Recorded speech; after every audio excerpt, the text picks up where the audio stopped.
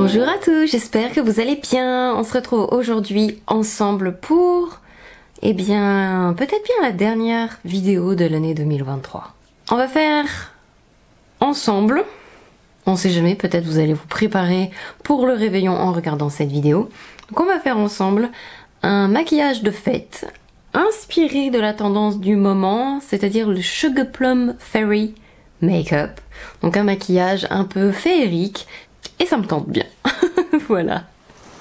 Donc on va commencer tout de suite sans plus d'introduction. J'espère que ça va vous plaire. Je zoome un petit peu pour qu'on puisse voir ma tête de plus près.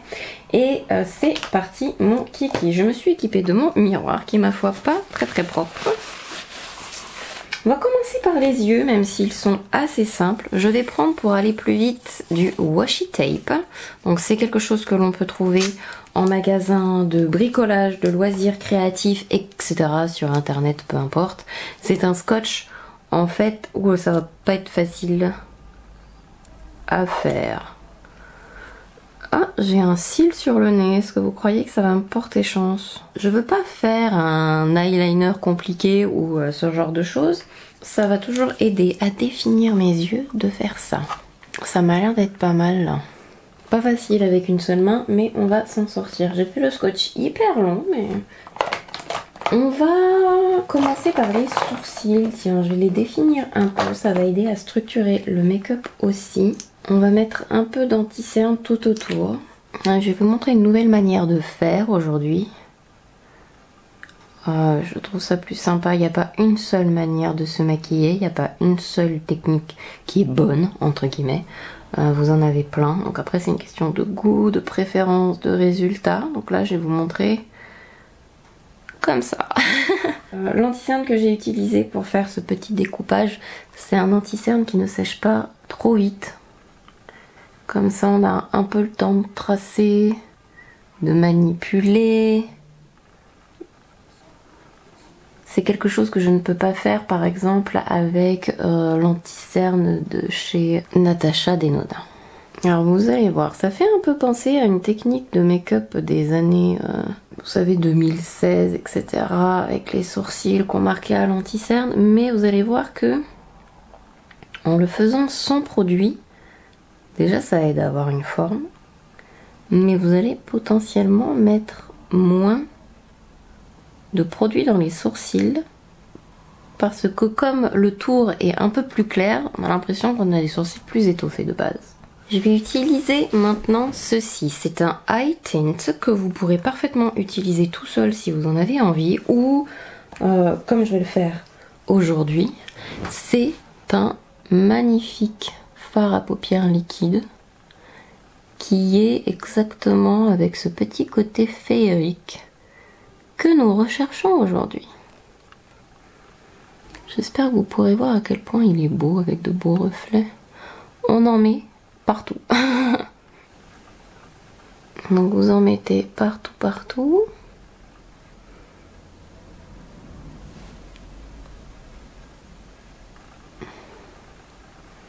Ça a des beaux reflets, c'est magnifique. C'est un peu rose, un peu gris, un peu juste magnifique.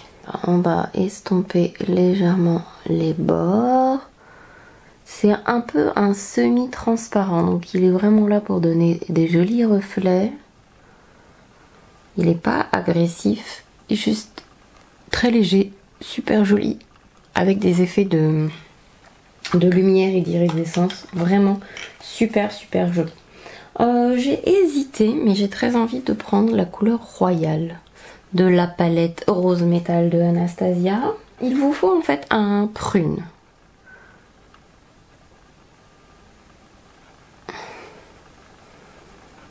Alors j'en veux pas beaucoup, j'ai trempé vraiment mon pinceau un tout petit peu. Et je veux en fait quand même un peu assombrir mon coin externe. Si vous avez les yeux tombants, ce qui est très joli, c'est de faire un espèce de halo eye aussi. Alors l'avantage avec ce fard à paupières là, c'est qu'il est en fait métallique. Un peu satiné métallique. Donc à estomper, il va être vraiment super simple. Et il va faire des beaux reflets aussi. Vous voyez comment c'est facile? Si vous avez du mal à estomper des fards mat, il n'y a rien de plus simple que d'estomper un fard satiné. On va en mettre un peu là aussi.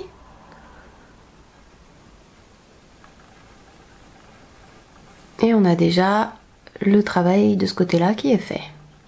Rien à nettoyer, rien à faire. Ça a bloqué en plus éventuellement les chutes. Donc c'est nickel. L'enlumineur liquide de chez Rare Beauty que j'aime beaucoup. On va l'utiliser sur et sous le fond de teint. Je vais peut-être utiliser un pinceau quand même avec. Parce que je vais quand même utiliser mon éponge, mais j'ai pas envie de la saturer de trucs qui brillent. Et on en remettra un petit chouïa par-dessus à la fin, pas de problème. Je vais utiliser une base. Alors je l'ai en très gros format aussi, mais il me reste un peu de la version mini que j'aime bien remplir pour moi. Donc c'est la Yummy Skin Blurring Balm Powder. Donc la poudre baume lissante visage et yeux, c'est la couleur universelle. Et j'aime bien l'utiliser en base. Il y a la technologie Upsalite à l'intérieur. Ça absorbe l'excès de sébum. Et en ce moment, je brille énormément juste autour du nez. Là, c'est une catastrophe. Et on va utiliser mon fond de teint, un de mes fonds de teint fétiche. C'est le HD Skin. La couleur que j'ai chez Makeup Forever, c'est la 1Y04, anciennement Y215. Donc on va saturer un peu l'éponge avec. On va pas mettre énormément de fond de teint, il y aura l'anti-cerne, etc. après avec. Donc j'ai pas envie de me faire non plus un teint extrêmement unifié, je veux quand même quelque chose d'un peu naturel entre guillemets. Et parfois less is more comme on dit. Nous allons mettre maintenant... Ah non, on va pas corriger. Si, je vais corriger tout de suite. Je vous dis que des bêtises. Mon correcteur. Donc ça c'est le Light Radiant Creamy Color Corrector de NARS. On va en mettre un petit chouïa. Là je suis en vacances.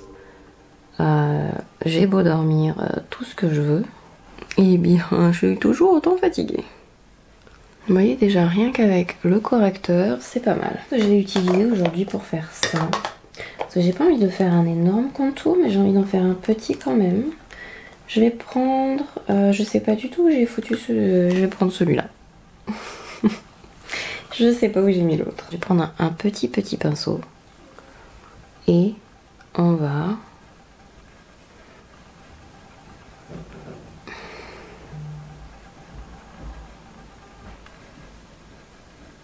La couleur de celui-là est assez neutre.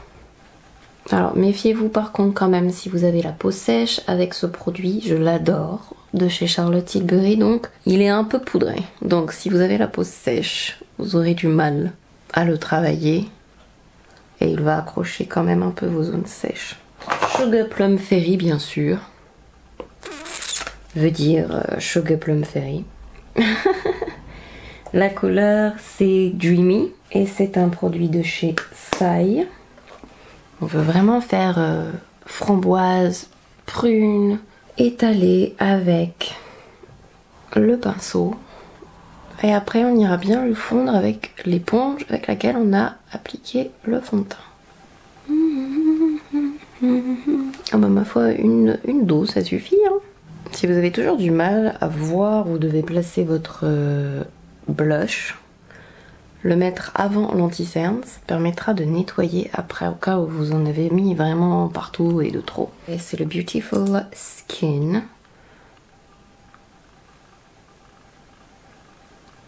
De Charlotte Tilbury. On reprend la même éponge et on va mettre un peu du spray de chez Milk pour réhumidifier la petite éponge.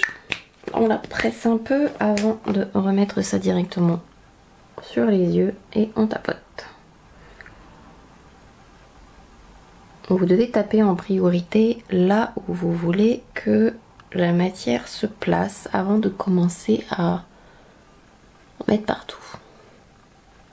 Alors ça fait pas un genre de, vous savez, de fini sous les yeux Photoshop, comme certains anti-cernes peuvent le faire. Mais ça donne un côté vraiment frais sous les yeux. Ma poudre de chez Givenchy, c'est la Prisme. La couleur c'est satin blanc. Je vais en prendre plein avec mon éponge. Et avant que tout file ou que tout bouge, je vais en mettre direct sous les yeux.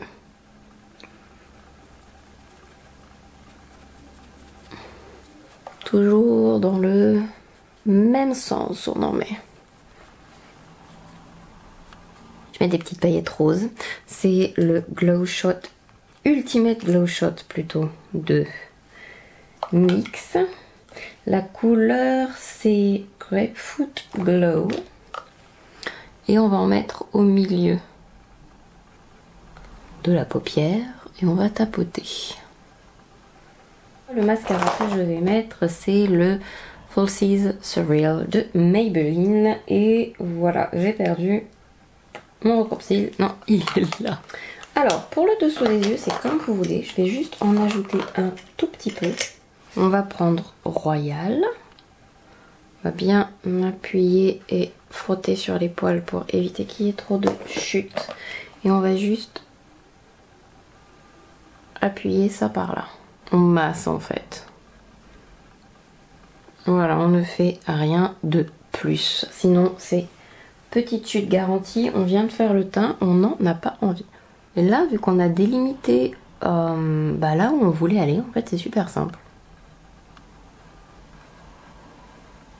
C'est vraiment si vous manquez de densité à l'intérieur de vos sourcils, parce que la plupart du temps, j'avoue, je ne rajoute même pas de crayon, mais là je veux quand même qu'ils aient un peu de présence. Je brosse un peu. C'est plus un maquillage du soir, donc j'aime bien quand mes sourcils sont un peu plus marqués. Un peu de gel. Mon fétiche Got To Be.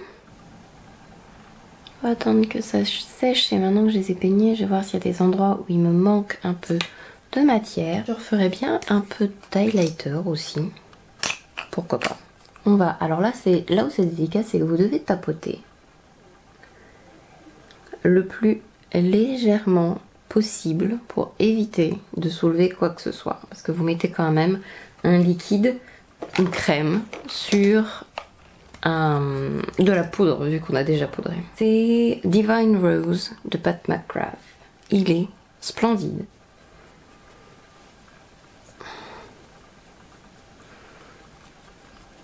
Le blush est très tendance actuellement, donc si vous aimez ça comme moi et que mais vous pouvez en abuser là. Faites-vous plaisir. Et je vais juste mettre un petit gloss. C'est un de mes préférés aussi, c'est justement Divine Rose aussi de Pat McGrath. Il est splendide.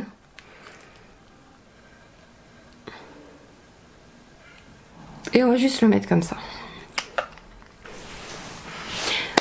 C'est terminé, j'espère que ce tuto vous a plu. J'ai été super contente de passer une année de plus avec vous sur YouTube et sur les réseaux sociaux. J'espère que vous serez toujours avec moi en 2024. J'espère que vous passerez un très bon réveillon, une très bonne nouvelle année et j'ai hâte de vous retrouver l'année prochaine. Je vous fais plein de gros bisous et à très vite. Bye bye.